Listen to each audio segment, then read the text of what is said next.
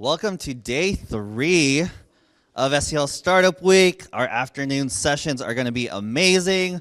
We're kicking things off with Carrie Ritter, who's going to talk about how not to build an MVP.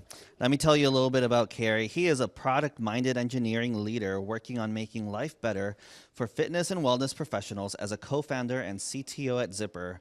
He loves quality engineering and design, second only to delivering real value to customers. We're super excited to have you, and you're ready for you. Wonderful, thank you so much. And thanks for coming back from a dreary lunch. So hopefully you have some coffee and some caffeine. So today we're going to talk about MVPs. So before I get started, who has heard the term MVP before? Okay, who feels very comfortable they know what it is? Okay, we got a decent split here. That's good enough for me. So first of all, I want to talk about who I am. Like he said, I'm the CTO. I'm the lead engineer at my company Zipper. Our first year strategy, we essentially built a bunch of MVPs for an industry that we knew very well. And so we got a lot of experience learning how we wanted to execute on building those small products. Before that, I was a senior software engineer and a team lead at Microsoft. I've worked as an application architect. I've worked as a technical director, principal engineer, blah, blah, blah. I've worked at product companies, agencies for Fortune 500s, and agencies for small businesses. Typically, I would not talk about all that because no one cares. It's not that important. But for this conversation, for what we're talking about today, it actually does matter. And the reason is that anyone you work with in the development industry is going to come to you with a certain perspective and a certain experience. A lot of them are going to disagree with my opinions, and a lot of them are going to tell you everything I say is wrong because everyone works differently, everyone has a different perspective on how software should be built. And I wanted to drop Simpson memes in every single slide, but I don't really got one. So developers are a contentious people. Arguments are going to happen over the smallest of things. It's what makes our industry fun and kind of exhausting. So like I said, experience influences execution. So the way you've worked in the past, the industries you worked in, the companies you work for, that's going to influence the way developers operate. And that perspective will tell you a lot as you talked with potential vendors, potential co-founders, potential developers that work for you. Understanding where they're coming from is going to help you understand how they might execute on your product. So inherently, I have a bias, and my bias and perspective is largely going to be around B2B, but that's going to range from working with small businesses all the way up to working with Fortune 500 companies. So you decided you want to build a software startup. The first thing I tell people when they tell me that is do not go and spend a bunch of money and spend a bunch of time trying to build things that is perfect to your vision and exactly what you want it to be. Because at the end of the day, no matter how much you think you know right now, you probably don't know exactly what you need to be building. You need to learn that from the people you're selling to and the customers that you're working with. And the best way to work with your customers is not just to go ask them, hey, what do you want? It's to actually work directly with them and work on solving their problem. So the goal and purpose of this is to launch what we call an MVP. So what is an MVP? Minimal, viable, and product. The definition of this that you get from Lean Startup, it's a great book that talks a lot more in depth about this whole world that we work in of MVPs. It is the version of a product which allows a team to collect the maximum amount of validated learning about customers with the least amount of effort. So this does not mean we're going to ship half-working junk. It's not we're going to build a bunch of stuff that kind of works and it's kind of okay. That's not what it means. But it does not mean we're going to ship an absolutely perfect product that does everything we want it to be, and that's the first iteration of your product.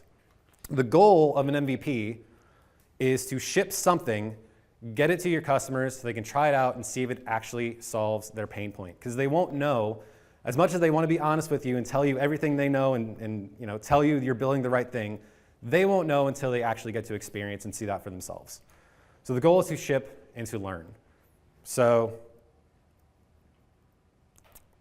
this slide doesn't want to animate. So what is minimal? Minimal is not, like I said, nothing. Like it's not junk, it's not garbage. It is the least you need to do that is functional and actually solves a pain point. So this is not, let's ship something small that vaguely solves a problem. It's let's ship something that solves the problem as well as we can with the least amount of effort on our part. That is what minimal is. So an example Might be if you want to track what work is getting done, you could do a to-do list app. And we've all used the to-do list app that has reminders and all these fancy, upload an image, track where you are, like all these kind of really fancy features. The simplest way to do a to-do list app, add an item, check an item off, delete an item. That's minimal, still provides value. It's the simplest way to solve that problem. For early users, typically when you're working with an MVP, you want to have customers early on, period. But also, you want to have customers early on that understand what you are doing, that are willing to work with you, that are so eager to see the problem they have solved by your solution that they're willing to put up with a little friction. But you still need to have good user experience. It still needs to be a usable product that they can actually work with. And a lot of people honestly get that wrong. They think they can ship something that kind of works if you know exactly what you're doing. That's going to frustrate people, and it's ultimately not going to feel like a good solution. And the further you go on with this, the more important that is. No matter how good the solution might be in its execution, if it's not easy to use and understand, it's not going to feel that way. Customers are going to understand their emotions more than the actual facts of here's what we're shipping, here's what we're accomplishing. If it feels like it's painful and it feels like it's work, the perspective on that is going to be a lot different. So exceptional UX, especially in this day and age, is very important. So what is viable?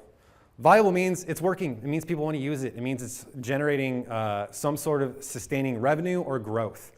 If revenue is based on how many people are paying you for a product, that tells you viability by how many people are paying for it. You will know that it's somewhat viable when a few people pay you for it. It doesn't mean you've now hit product market fit and you're going to explode because you got a handful of customers, but it tells you there's something here.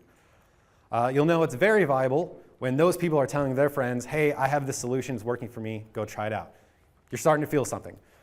But the infamous product market fit, meaning you've really landed in the promised land of you built something that many people want, the big question you'll see is, when do I know when I hit product market fit? And the biggest answer that I've seen, and my favorite answer to that is, you'll know when you know. The biggest thing is you can't keep up with demand. You know when you hit product market fit because you can't produce the features, or you can't produce the output that the customer needs to keep up with the demand that's coming in. So that one comes from Michael Seibel at YC. I always like that phrasing of, you know when you hit product market fit because you're in pain and you can't keep up. So we've covered minimal, covered viable, and this one's kind of fun to me because what's product? Like, we think we just know what product is, right? It's a software or it's a hardware thing, but that's not necessarily true. It doesn't have to be an application, it doesn't have to be a self-service application. We're trying to build the simplest thing that we can do, but we can also fake it. You can do the concierge approach, meaning at the end of the day, we're solving a problem. A concierge approach means you're giving them a white glove solution. You are visibly doing all the work saying, hey, you have this problem. I'm going to go execute on that problem with my solution manually and give you the result that you would want from a software or from a product. That is concierge approach. So for example, an accounting company might give you a whole bunch of data. You'll come back. They know you've produced the end result, and you give them the end result, with the idea of later on we'll find a way to automate this, integrate it, turn it into a product, whatever. But for the MVP stage, you're doing everything manually. There's also the Wizard of Oz approach, which is somewhat similar, but the idea is you've given them something to interact with, whether it's like an application or a website, but they're doing the interaction with the first generation of your software, but secretly, hidden behind the curtain, you're doing the actual work. So, for example, they'll connect a data source through an application that feeds all the data to you, but you still go do the actual work, right? So now, the product you're building is not something that also takes in a data source, does a bunch of stuff, returns it, ships it off to your customer. You can stop at phase one and deliver that, see if people find that as a solution, that's something valuable, and then you can start building the rest of it. You can trim out a whole bunch of work by doing a Wizard of Oz approach. And I think a lot of people think of product as something that end-to-end is something the customer experiences purely through software or purely through a web application. This one has become my favorite, and it's one that I see people executing more and more on. Don't build anything. Don't do anything. Try to sell it first. whether that's a landing page, whether that's email marketing, whether that's like outbound cold emails, going on LinkedIn, whatever. The idea I saw from Amazon was write the press release first and then build the software. That is effectively what you can do of building the end result as the idea of a newsletter and see if people bite. And if they don't, either you need to focus on your messaging of it, or it's just not a product you should spend any hours or time on. So let's say you've decided you are going to build something. So whether that is the concierge approach or whether that is the Wizard of Oz approach, you need to build something for people to interact with. What are your options as somebody who does not program and does not love writing code? So the first option, this one is becoming more and more popular, the idea of a no-code platform. So we have tools like Bubble and we have tools like Airtable. These are applications, you can think of Google Drive or Google Sheets, where you just load up a software and you can start interacting. The same idea, you are given a user interface where you can build out your user flows, build out your forms all through a web interface, and users interact with that. So the benefit here is you control everything. You build the application through this web interface. Anything you do is all on you through this software. There is no risk to experimenting with this because at the end of the day, if it doesn't work, you spent a fairly affordable subscription rate and you put in the hours yourself. The risk is fairly minimal if you decide you need to go in a different direction. You only pay for the software. The downside is this can still be time consuming. Just because it's no code, that doesn't mean it's easy. And that doesn't mean that this is something you can jump in real quick and be completely comfortable with, especially if you don't like using the internet a whole lot, you don't like using software that much in general. This is not the simplest thing in the world to do, but it is still a viable option. Another downside of these kind of tools is there's not a lot of creativity you can have with user interfaces. So if you're envisioning this beautiful, state-of-the-art user experience that is brand new and no one's ever done it before, this is probably not your route to go. Your options are fairly limited. You can do a lot, but it is fairly limited. And if you do find out that this is something that needs building and this is something that you can expand on, you're going to have to rewrite from scratch anyways. Some of these other solutions, you can kind of see it as an investment of, yeah, we're spending $10,000 right now, but that's going to continue to grow. All your investment into a no-code app is mostly going to get thrown away because you need to start from scratch once you hit that threshold of, I need this, the new interfaces, I need the new interactions. You have to start over. So that's kind of a big downside of no-code. So I think it's a really good route for software that is form-based, simple user experiences. We call them CRUD apps in software, so create, read, update, delete. For very simple flows, things like that, this can be really good. It can still take a bit of time to figure out, so it's not, let's have an idea and then tomorrow we launch it. It's probably going to take a little longer than that. And like I said, it's not ideal if you have some unique user experiences or you want to integrate with some niche services that are not super popular. So your second option is a freelancer. And a freelancer is one individual. Typically, they have a specific set of skills. They might be broad, but it's usually just one person who's going to execute on whatever problem or whatever product you've asked them to work on. So the pros of this is, since it's an individual and it's not a business taking overhead, it is fairly cost effective. You're only working with one person. You're not talking to a business relationship manager who then talks to a developer, who then talks to a product manager. It's one person, so it's a little easier. But the downside is this can be very risky because now you have one person who controls the fate of the product that you're building.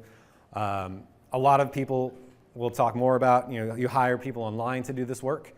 You hire people who are not working full time. Those are typically two of the options that you see with freelancers. So there is a certain amount of risk. There's problems with communication because you're not working with a team of individuals who do this all day and their job is to make communication easy. So inevitably, I see with freelance relationships, there's communication problems, which, as we will talk about, is one of the biggest sources of problems with MVPs. And lastly, there's going to be a lot of oversight on your part. You need to be working with them essentially as a manager. So it takes a lot of time, a lot of effort on your part to make sure a freelancer is doing the work that you're expecting them. So how would you go about hiring a freelancer? First of all, the thing that I would recommend is finding a trusted friend who can do the work, or a friend of a friend. Because now you have somebody in person that you can talk to, ideally, someone you know a little more closely. Try to mitigate some of that risk by working with someone who has a good reputation. The other common way is using Upwork or freelancer.com. You usually get what you pay for here. So if you think you're going to go on Freelancer and pay $10 an hour for somebody to build your software and it's going to work out perfectly, it's probably not. You get paid by how well you're able to execute at your job, right? So if you try to pay for the least amount, usually the quality you get is going to be akin to what you're paying for. So along with that, there's some issues with working with freelance and with Upworkers. And that's especially online. If you're charging or getting charged at an hourly rate, you'll likely see these embellished a bit. They get rounded up. I've seen a number of situations where people use, like, what do they call them? Mouse movers and keyboard fakers and all this kind of stuff. Especially on these platforms. They kind of go out of the way to do this stuff because they make a good living doing it. So as long as you're managing and watching things that we'll talk more about, that can be a problem.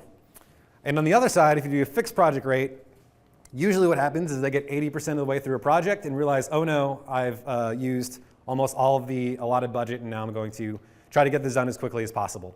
And so that last 20% gets rushed and usually you come into a lot of issues. So that's the bad sides of both parts. There's obviously good sides of both parts of those types of options, but just to make you aware of those things. The biggest thing you can do to mitigate this is planning ahead. And you'll hear me say this like 3,000 more times. It's very important in these kind of situations to plan what your MVP is going to be and how are you going to execute on it. So I actually recommend hiring a UI or UX designer early on when you're building out what this MVP is, for a couple of reasons. For one, this is now somebody who's worked in the product world who can help you think through what the product can be. And furthermore, as a UX designer, if you're not familiar with the term, user experience designer, user interface designer, a user experience designer can actually flesh out how the customer is going to interact with your application. Meaning, the problem we talked about, how making sure that it's easy, this person's job, that's what they do for a living, is making software easy to use. So you're kind of tackling two problems here. You're planning out the project, you're fleshing out your MVP, and now you have designs that developers can work off of. Back in the day, oh my God, I can't believe I said back in the day. I'm that old now. No. Back in my day, we would do wireframes first, and then a designer would take a wireframe and make it all pretty. Now we have software that makes it just as easy to build out really nice designs. So I generally recommend just skipping the wireframe stage at this point, just because it's so simple to do so. The other thing I recommend doing is actually reviewing with an engineer. So through there's a platform called Mentor Cruise that I really like. You can get a software engineering mentor or a startup mentor. They charge different rates from like $200 to $600 a month, which means you can have conversations throughout that month around the thing you're building. And that's a pretty good ROI in what you're spending, because you can have an hour conversation that saves you 20 hours of development. And that can really pay off. And highly recommend those two things if the budget allows. The next biggest thing related to plan ahead is batching the work. So one mistake I see is that people draw out the whole project and say, okay, cool, go do it. And then they just kind of hear status updates of, yeah, I worked on this, I worked on this, I worked on this, and it comes months and months without actually seeing something tangible. The first thing I recommend is don't go more than a week without seeing something from them. Whether it's half working, whether it's a screencast, whatever. Every week you should be seeing something tangible or some output that you can actually see. Planning these milestones out ahead means you can structure how that work gets delivered, gives you a better idea of what your timeline is going to be like, and in general is going to make sure your costs are a little more controlled. So my overall thoughts on freelancers is that these platforms, I'm an engineer, I've hired engineers on it, it's really hard. It's really hard to manage people through these kind of situations. And if you're not familiar with the intricacies of working as a technical producer, it can be really problematic and you can get pushed around a little bit. So I don't love these platforms. The quality is not always great. Like typically, they're working as freelancers on these platforms, and they're trying to get as many hours as they can, as much work as they can.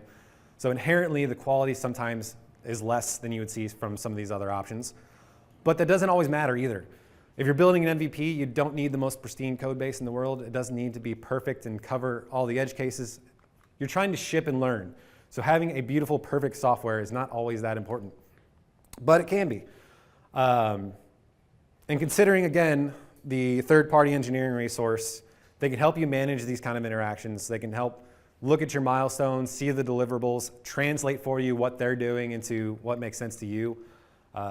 Essentially having them as an advisor can be really, really useful. I think that freelancers are great if you are really trying to conserve cost and you're willing to do the upfront work to plan ahead. I think it's not a great option if you expect this to be a very large product, if you've already kind of experienced some good uptick in sales or usage and you expect this to go somewhere. Probably not the best option to go with a freelancer. So then we have onshore agencies or consultants or consultancies. So this is a business, this is a group of people who create software and web solutions as a company for a living. So the upsides of this, typically you're going to see great quality. This is what they do all day. They work for you all day as a team.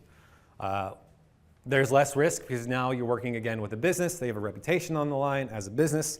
They have many livelihoods to worry about. Typically, the output is going to be better and the likelihood of success is higher. But the downside is you're paying for that cost. So these are kind of made up numbers, but in the freelance world, if you go to freelance.com, you'll probably pay $20 to $50 an hour for a developer. Agencies are going to be $150 to $250 an hour, so it's much more expensive, but you're getting what you pay for, like we talked about. And one problem is there's a lot of waste working with onshore agencies. And by that I mean, if you hop on a phone call for an hour, it's not with one person for an hour, it's with 4 people for an hour because they have a developer, they have a project manager, they have a designer, and then they have a salesperson. So typically that kind of stuff, you're paying $100 an hour to 4 people because of one phone call. And that kind of stuff can really hit you hard. So being mindful of those conversations is really important. And they're also doing the work of delivering the best quality they can. And so by doing so, especially at MVP stage, you don't need to do everything absolutely perfect. And so you're going to see a lot of things going to fixing edge cases that don't matter because you're still learning. Solving problems that don't exist yet because they're trying to deliver the best product. And that's what I mean by waste. Not that it's bad, just that you're not really ready at this stage to do some of these things. So if you want to hire an onshore agency or consultancy, again, ask friends. The best thing you can do is have a trusted, reputable company that somebody you've worked with knows. And I really recommend looking local. It's great to be able to have a coffee with somebody that's doing this work for you. Always love that approach. And interview a lot of options. So a lot of times I think people find an agency and just go with it. Just like anything else, if you're building a house, you probably wouldn't talk to one business and get their quote and say, cool, let's go forward. Get some quotes, get some options, see what's out there. But know that some might charge for this, and it's not uncommon because it does take work to kind of plan out software. And so budget accordingly for that kind of situation. Or you can ask for a ballpark range. They might tell you, no, we're not even going to approach that because they're inherently somewhat liable to that quote no matter how much they preface it. So they might not go for that, but you can always ask. So for managing an onshore agency, the benefit here is that you don't have to do as much work as you would with a freelancer. It's a more managed situation. You should expect that the user interface and the experience designs are done up front, either by them or by you, and you've provided it. But make sure that is done ahead of time before the actual software work starts. Because again, miscommunications is one of the worst things that happens in these situations and costs a lot of money. Be mindful of meetings. We touched on that. Make sure when you're having these calls, it's not the entire team if you really just need to talk to one person, because you get billed for every person in that room. Your main goal in this situation, unlike the freelance situation where you're watching like a hawk and make sure everything gets delivered, your main goal here is make sure we're going in the right direction. You can trust generally the team to be executing well, but you need to make sure they understand your vision and what you're trying to do. So your main focus becomes direction. And my overall thought on onshore options is that it's almost always too costly for early stage startups. Like I said, you're spending hundreds of dollars. You're trying to build something and ship it to learn from. So you're generally going to spend a lot of money that might get thrown away because you might find out you were wrong on some of your assumptions. So it's not always the best route for early stage startups. The costs scale very painfully. We've talked about the meetings. We talked about the waste. All of that becomes substantial when we're talking about a 5x cost versus some of our other options.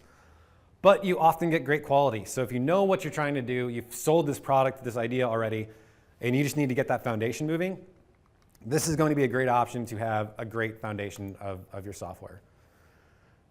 So it is a good option if you're fiscally in a great position to do this. If you've got a bunch of funding, you know what's going to happen, you know the future. It's a great option for that. It's not a good option if you don't have any sales, if you're not sure what the product is exactly, if there's some ambiguity in your vision. Not great for that. And it's even worse if you're really just at the idea stage. Like if you think you have something and you say, I'm going to go to a software company to help me flesh that out, this is the worst way to go about it. Their job is to make sure that you're paying them. So they're going to give you the best possible solutions. So you're kind of paying for a Ferrari when a 1996 Corolla is going to do just fine. So I'd really, really recommend against that if you're in the idea stage. So offshore agency contractors. So this is hiring individuals in the Philippines, Ukraine, Pakistan, many others, through an agency, typically onshore. Like obviously there is agencies offshore as well. But there's this newer paradigm, newer to me anyways, where there's onshore agency offices where you work with your project managers and your technical managers, but the actual work is being done in these other countries. So the benefit is compared to a freelancer situation, the code is going to be a higher quality. There is a management layer here. There is, this is their livelihood, this is their career, so you will get a higher quality and less risk in comparison to a freelancer. Excuse me. The downsides is, this is almost a blend of freelancer and onshore agencies because now you still need to do some of the oversight work that you would in a freelancer relationship. You're still working with an individual, one that is managed, but nonetheless, from a product perspective and from a creation perspective, there is management that needs to happen. So making sure milestones are being hit, making sure the product is being built the way it needs to be built is still kind of on your plate to do. And it's not, you're not saving all of your budget here. It is much more affordable, but it still costs a decent amount of money. So if you're in an idea stage, you haven't raised funding, anything like that, this is out of a personal bank account budget, I would say. So still costly. So to hire, you can look around for this phrasing of offshore agency, offshore software agency, what have you. You can also look at these two companies. I work with one of them. There's Codev and there is Fullscale. Both work in a very similar way. Fullscale's in Kansas City. Codev, I think, is in Arizona. But essentially, you work with these companies, and your developer or your producers are out in the Philippines for both of those options. So for managing the situation, like I said, similar to a freelancer engagement where you need to make sure you're setting milestones and watching the output, but you do have a management partner, so if things aren't working out, typically in these situations, they can swap out a different developer. They can kind of rectify some of these problems if the software isn't working or if the schedule is getting way off. Things like that, you usually have somebody that can help you, but you still need to do the work, again, of planning ahead, providing your designs, providing specifications. As much work that you can do beforehand is very useful. But you still need to review that work frequently. Don't go very long without seeing tangible work. Then the last option is, in some ways the simplest option. So a technical co-founder is somebody who is going to own some of the company with you and is responsible for doing the product engineering or the software engineering side. So the pros of this is you now have a partnership. You have somebody to share the load with, somebody to share the work with. A big part, I think, of running a startup is understanding what your strengths and weaknesses are and making sure you're emphasizing those strengths and weaknesses. If product work and the technical side of things is not a strength of yours, a partnership is a great option because now somebody has that strength and can deliver for that for your company. This person also has a very vested interest in this going well. At the end of the engagement, they're still working with you. Like, once the product is out the door, they're still very much tied to how well that work has been done. With a software agency, with a freelancer, that's not the case. They ship the product, the engagement is over, they don't care anymore. So if there's a bug, whatever. A little bit different for a technical co-founder. They have to own that. So a good outcome of that. On the other side, you now have to give up equity in your company. So, if you have 100% of the company stake, you now have 60 or whatever it is. You can have your own debates, but you're giving up your equity, and you're also giving up, you have to compromise on your product vision. So it's no longer your baby. It's no longer exactly the things you need to do. You have to work with somebody now. You have to give up some of your ideas in exchange for theirs. You have to compromise on things you want to build. Pros and cons to a partnership, right? So how to hire a technical co-founder? This is a little harder because this is a partnership. You're running a company together. You're essentially entering into a marriage here. So the vetting process is a little more important. But again, ask friends, look local. YC matching, this is actually how I found my co-founders. Tinder for startup founders is what my wife calls it.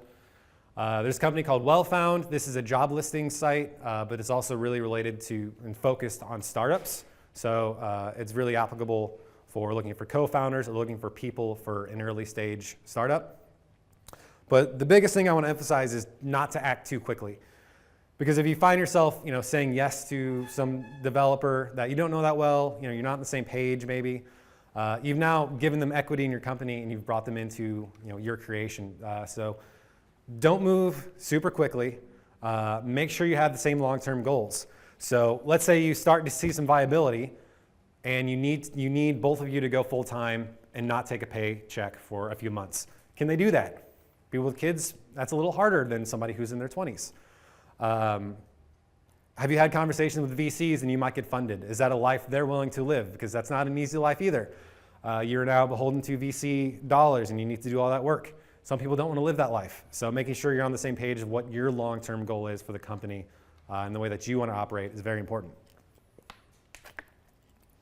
And then managing a technical co-founder. So it's a little bit different because you're no longer somebody paying somebody to do a job. You're working together. So a lot of this is working together to build out your product, build out your MVP, plan things ahead. You need to be willing to compromise on a lot of things because it's a partnership. You're working together as a company to build something.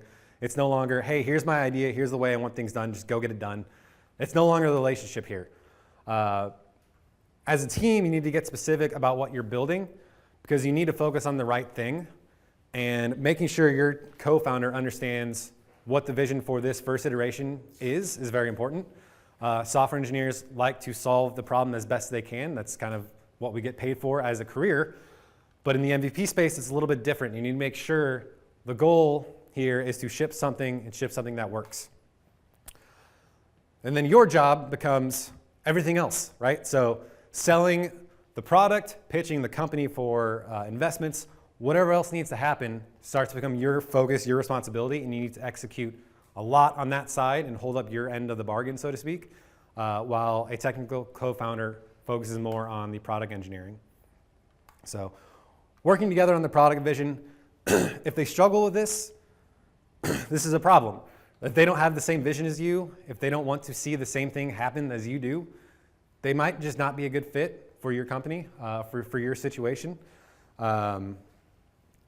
Product vision is a big part of being a technical co-founder, being able to understand from a customer experience side, from a software engineering side, all those kind of things are really important. And if they are just a software engineer and all they do is write code, not always the best option for a technical co-founder. And again, batch the work, put it into milestones, review frequently, make sure you're on track.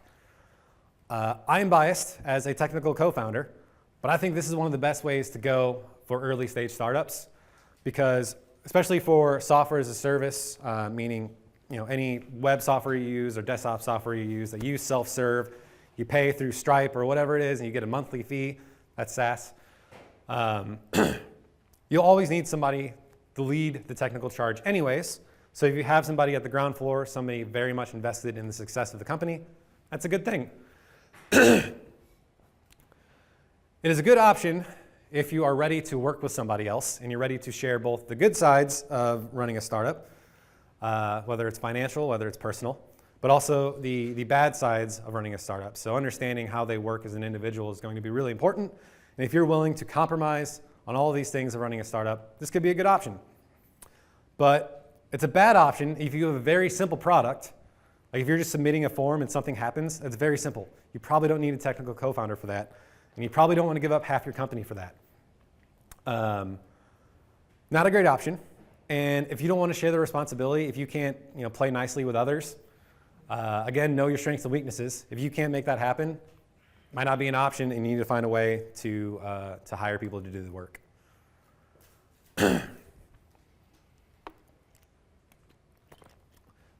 So I give this its own section. So after we get through this, we're going to talk through some common mistakes that I see. This is the biggest one. The biggest problem in MVPs is a miscommunication, and that destroys your scope, which is what the product is or what the project is, and it destroys your timeline, which is when you're delivering, when you're scheduled to release your software. So first, you need to understand how these engagements work if you haven't gone through them before. Typically, you present your idea, ideally with your designs and specifications. If you don't have one, they will bill you to go create one. So ideally, you have that already sorted out and delivered for them. Again, if you have not done this already, they will break it down into milestones. And the milestones are either going to be based on time, so every 2 weeks we will ship, and it will look something like this, or it's by what is the output, what feature are we delivering in this batch of work. And then they have cost estimates for each one of these milestones. So typically, the way that I see it most frequently is time-based, right? So every 2 weeks, you get, if you have 3 people on the team, you get like 100 hours of work. They bill you X dollars per hour. That becomes your rate for each milestone. So for the 1,000th time, plan ahead, because all the ambiguity comes with a price tag. When freelancers or agencies or whoever do their work to figure out what they're going to build, they're going to pad the hours, which directly correlates with how much risk and ambiguity has been put into this product. So the less you tell them, the more they don't understand, the more they're going to pad that. So if you know it's just a form and you submit a button, they say, I know it's 10 hours. But you say, yeah, I want to make sure this thing can go churn through a bunch of data and spit out a result. Okay, what's the data? What is this? What is this? What is this? There's more questions, so they say, I don't know, it might cost me an extra day if this happens. So they're going to put the extra day on your estimate. So the more you can clarify, the more questions you can answer ahead of time, the better your estimate is going to be. I forget who says it, but work expands to fill the time allotted. So no matter what your estimate is, you're probably going to pay that estimate. If they come in underneath it, they always seem to find a way to make sure they use up the rest of the hours in that estimate. So upfront work to make that clear is very important. So ways to do that, we talked about user interface and user experience design, making sure they know what code they're writing as much as possible. And again, having an engineering advisor to either review that design up front, whether it's to review the work that's being done or whether it's to review the quotes. It's really good ROI if you just have somebody on board for a rate for monthly conversations or weekly conversations. And again, plan milestones, batch work into milestones. I'm going to say it 1,000 times because this doesn't get done. And then people will go months without seeing something and they're paying a lot of money for it. You always get what you pay for, almost always. Sometimes you get lucky. Offshore agencies and contractors, so we talked about some numbers, but this is a made up number again. If you're paying $150 an hour for a developer, you might find when a problem comes up, they have a solution that will cost them 4 hours. If you're paying a $50 an hour developer, a problem might come up and they might think it's going to take them a month because they don't have the same amount of experience. This is not necessarily about how smart somebody is. This is not necessarily how good they are at code. A lot of this is what have you seen in the world, how much experience do you have? And a lot of times you might find the $150 developer might end up being an overall better option. And there's also an issue with agencies that I see a lot. When people like to debate on costs and try to drive the rates down, I'm sorry if there's any agencies here and I'm spilling some dirty secrets, but a lot of time what this means is junior developers are going to do the work and the senior engineers are going to watch and approve. It's not the same thing as having a senior developer do your work. So if you're trying to get and squeeze as much output as you can out of your dollar, not always the best way to go about it. And so the quote I like to say, I don't save money on beds or shoes or tires. I spend the money as much as I need to for those things. Those are very important. So don't cheap out, but don't get fooled by a large price tag and pay whatever somebody tells you either. You got to be very careful what you're spending because you get what you pay for. So on to some common mistakes. So these ones I see very often. Hopefully they are simple enough for you to remember forever, and that when you do these kind of projects, you have these bullet points in your head. Because I think once you hear them, it becomes kind of apparent. So one I see a lot is having only one deployment environment, and whether that's a website or whether that is software. So just having production means every time you make a change, the only place to push that is production. So if something isn't right, or if something doesn't work, or if something is not what you meant it to be, it's already sent to your customers, and you have a problem. In the software world, in like industries where software engineers are hired to do the work, this doesn't really happen. But for people who are contracting out to other people to do their work, I see this way too often. You have nowhere to test your upgrades. You know where to test new features. So always require at least two environments. So you can call it staging. They might call it development. There's 1,000 words for that. But staging and production, one is where you get to do all the testing and all the upgrading and all the work. And one is what your customers see. And this is a bit technical jargon, but ideally these run completely isolated from one another. They're on completely different computers, different servers, but at least have different databases and different code. And I've seen people try to cut around corners and use the same database for testing environments. Don't do that, just please don't. Separate databases at least. This one's kind of tricky too. So handing off the hosting of your application is not a good idea. It seems like it's going to be easy and convenient because they say, don't worry, we'll take care of all of it. We'll send it out the door. It's hosted. It's great. The problem is you get locked into that vendor, which is very, very risky. It's very problematic. Even when you think it's going to be a great relationship, it's very easy for a large company to say, well, we don't do consultancy anymore. We're going to shut off that part of the business. And now suddenly you're locked in and you need to go figure out what to do next. I've seen arms of businesses get spun down, and now people need to figure out how to get their hosting back. Then they need to pay a new company to migrate to their new hosting, and it's a mess. The other problem is you get to pay some extra management fees that are just kind of up to them. So if the actual hosting costs $50 a month, they might tack on an extra $50 a month just to make sure they're covering their grounds, just to make sure everything's good. If you own the hosting, you pay for the hosting directly. There's no middleman to add some extra fees there. So that's always a good option. And again, I really recommend having some sort of advisor who can tell you how to do this, how to set up the hosting, and then have your vendor deploy to it. So you would go to Amazon or Azure or Vercel or any of these hosting companies. You create the account, you set up the environment, and then your vendor deploys to your hosting. Which means if that company goes under, you still have everything deployed. You don't have to worry about them shutting a server off. It's all yours. Always a good option. Obviously, this is more of a technical problem, so I very much recommend an advisor or having that as part of your agreement that the hosting belongs to you. Another big issue I see is building on top of a niche CMS or a framework. So I put a note here, don't reinvent the wheel, but don't lock into risky foundations. And this is really hard to do. This is really hard to understand, especially not being in the technical world, because we don't know what's risky necessarily. We're guessing, we're hoping that things are for the best. So for a quick definition, a CMS, that is a content management system. So that's WordPress, Joomla, Drupal, Webflow. So this is important because I worked with a number of people who 5 to 10 years ago built their whole company off of Joomla, and now I think their market share is under 1%. And so hiring a developer to work on a Joomla platform is now nearly impossible, and they essentially need to build their software again because they can't find anyone to maintain it. And this happens a lot. But again, we are guessing as to what is going to be important and what is not. Generally speaking, WordPress is going to be around for a while. Some developers are going to be really sad about that sentence, but that's kind of the truth, is that WordPress is going to be around for quite a while. The other problem I see a lot is developers want to use the cool new stuff. It's much more fun. When you're working in these engagements, if you get to use new technology and learn something, that's always good.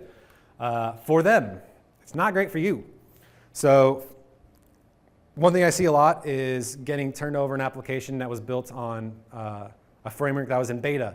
So even the real version of that software doesn't exist anymore, and their entire application is built upon it because the developer wanted to do something cool and fun.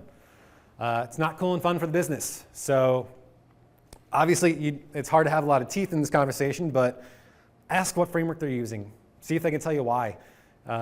If they use the word beta or alpha, you probably want to run away from that conversation, unless what you're doing is like brand new stuff. You're doing something fancy with AI and they haven't released the full version. I don't know. But generally, you want to build on something stable, even if it's boring, even if it's not cool. The other big problem is not including documentation as an output requirement. So just shipping the application is not enough for you to say the engagement is over. You also need to know what happens next.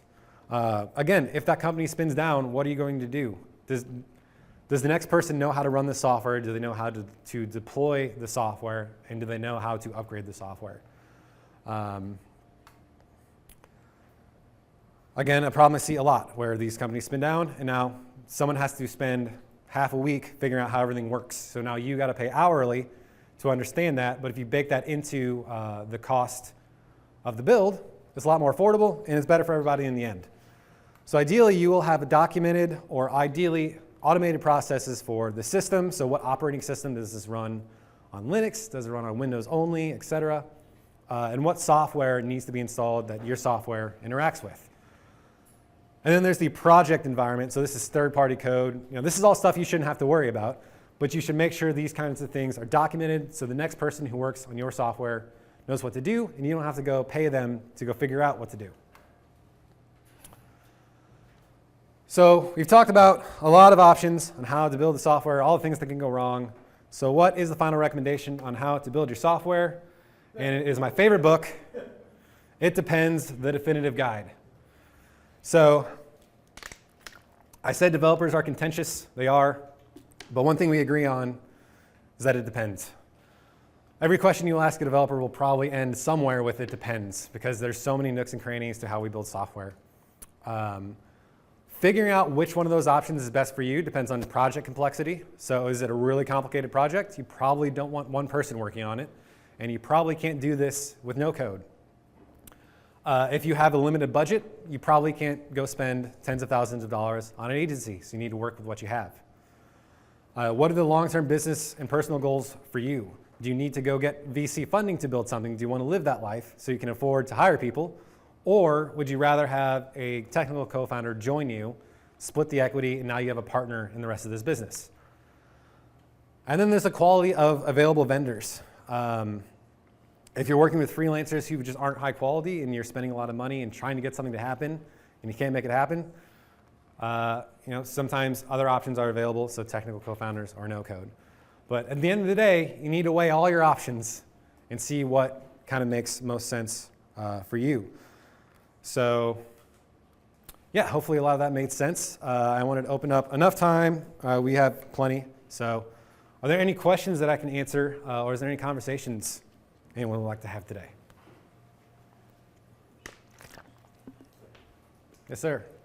So given the recent nastiness with WordPress, you still feel it's the less risky path to go? Yeah, we got to see how that drama shakes out. I think they still have, they're dominant, right? Like, it's going to take a lot to take down a product like that because you have millions of developers who make their livelihood on it, and they're going to find a way. I wouldn't be surprised if an open source version launches with a new name. But generally, out of the CMS world, if I was to pick one, it's going to be WordPress. But the drama is very fun to follow. Yeah. Hey, I'm Saul. So I'm a developer, and I recently built an application, and I used ChatGPT, and I was definitely it added like 5 years of experience onto like what my app looked like versus like what I was actually able to do like without it. Yeah. So if someone's a non-technical founder, how should they think about that in terms of budgeting? Because developers should, if they're worth their salt, be able to produce much more, much quicker, much better. Yeah. How do you think about using AI, first of all, to expect more from the developers and also educate yourself as to what the developers are talking about and what you should expect? Yeah, so my co-founder is non-technical. And I say every time you think about doing something, don't. And go ask AI to do it first. I love telling him to do that because it's almost always our best option because he'll be planning out things. Like just tell AI what you're trying to do and let it do its thing. As a developer, I very much use AI throughout the day. The thing is, if I answer this question now, the answer is probably different in 3 months because the things that I've seen in the last 3 months have blown me away from what I saw 3 months ago. So I can't confidently say that we're going to build great software by using AI. Like I can't say we're going to immediately be able to spin up a new application and it works perfectly and everything's great because AI can do it with a prompt. But I will say things are moving faster. I don't know if that has a great impact on how much agencies or freelancers are going to cost you. And we're kind of taking it day by day with AI right now. So the best I can tell you is that developers are getting faster, but I don't know if that's going to change how much a product costs. But I think we're going to keep learning on that. Hello. Hey. Great presentation, by the way. Test. Luke? My question is, I am wanting to develop, it's a marketplace that has B2B and B2C components. Okay. And I'm not going to say it doesn't exist. I'm pretty sure it does, or what I'm told, because I am friends with someone who developed a really successful marketplace in healthcare, and she was able to acquire like millions of dollars in funding and sold it and all of that. And she told me that in the beginning it's best to kind of do like a plug and play situation, even though it may not have all of the components that I need just to get started. So my question to you is, and I know it depends, but just generally speaking, is it best to do a plug and play options, white label, if something exists already just to get started and do further market testing, or do you recommend building out exactly what I need? Because as you mentioned, like things are going to come up that you don't consider, and if you don't have the whole picture, then some things can get left out, if that makes sense. No, it does. I would almost bucket that into the no-code world of things because it kind of depends on that situation. So the pros and cons will be similar. Marketplaces can be kind of their own beast in some ways because if you use off-the-shelf technology, sometimes the problem is always how do I get people that are suppliers and how do I pull in demand?